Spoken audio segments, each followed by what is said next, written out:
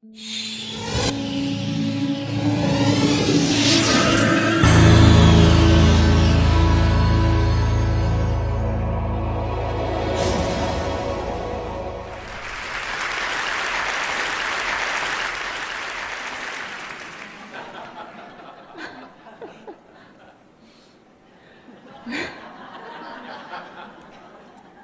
was afraid of womanhood. Not that I'm not afraid now, but I've learned to pretend. I've learned to be flexible. In fact, I've developed some interesting tools to help me deal with this fear. Let me explain. Back in the 50s and 60s, when I was growing up, little girls were supposed to be kind and thoughtful and pretty and gentle and soft. And we were supposed to fit into roles that were sort of shadowy, really not quite clear what we were supposed to be. There were plenty of role models all around us. We had our mothers, our aunts, our cousins, our sisters, and of course the ever-present media bombarding us with images and words telling us how to be.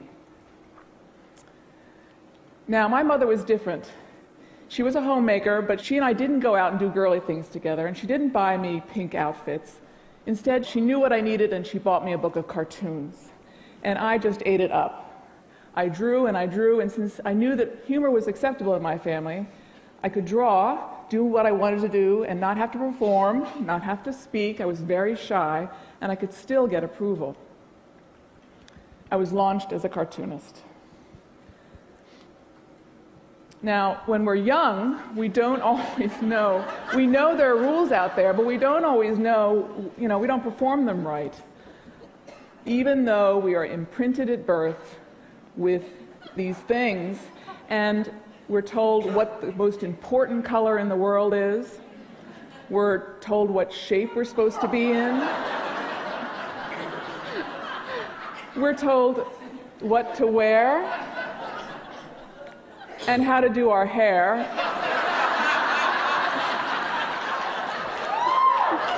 And how to behave. Now, the rules that I'm talking about are constantly being monitored by the culture. We're being corrected, and the primary policemen are women, because we are the carriers of the tradition. We pass it down from generation to generation. Not only that, we always have this vague notion that something's expected of us. And on top of all of these rules, they keep changing. We don't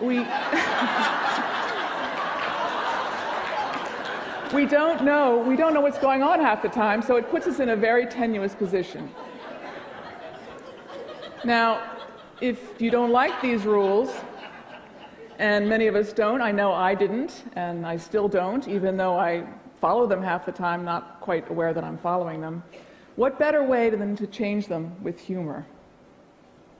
Humor relies on the traditions of a society. It takes what we know and it twists it. It takes the codes of behavior and the codes of dress, and it makes it unexpected, and that's what elicits a laugh. Now, what if you put together women and humor? I think you can get change. Because women are on the ground floor and we know the tradition so well, we can bring a different voice to the table. Now, I started drawing in the middle of a lot of chaos. I grew up not far from here in Washington, D.C. during the civil rights movement, the assassinations, the Watergate hearings, and then the feminist movement. And I think I was drawing, trying to figure out what was going on. And then also my family was in chaos. And I drew to try to bring my family together. Tried to bring my family together with laughter. It didn't work. My parents got divorced and my sister was arrested. But I found my place. I found that I didn't have to wear high heels. I didn't have to wear pink. And I could feel like I fit in. Now, when I was a little older, in my 20s, I realized that there are not many women in cartooning, and I thought, well, maybe I can break the little glass ceiling of cartooning.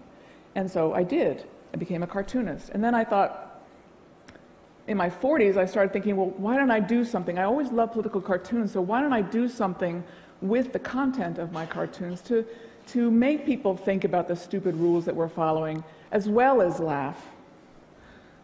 Now, my perspective is a particularly American perspective. I can't help it. I live here. Even though I've traveled a lot, I still think like an American woman. But I believe that the rules that I'm talking about are universal, of course, that each culture has its different codes of behavior and dress and traditions, and each woman has to deal with these same things that we do here in the US. Consequently, we have women, because we're on the ground, we know the tradition, we have amazing antennae. Now, my work lately has been to collaborate with international cartoonists, which I so enjoy, and it's given me a greater appreciation for the power of cartoons to get at the truth, to get at the issues quickly and succinctly.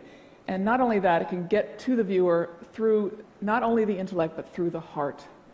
My work also has allowed me to collaborate with women cartoonists from across the world, countries such as Saudi Arabia, Iran, Turkey, Argentina, France, and we have sat together and laughed and talked and shared our difficulties. And these women are working so hard to get their voices heard in some very difficult circumstances. But I feel blessed to be able to work with them.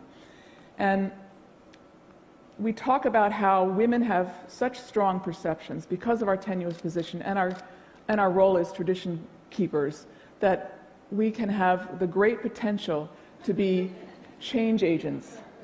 And I truly believe that we can change this thing one laugh at a time. Thank you.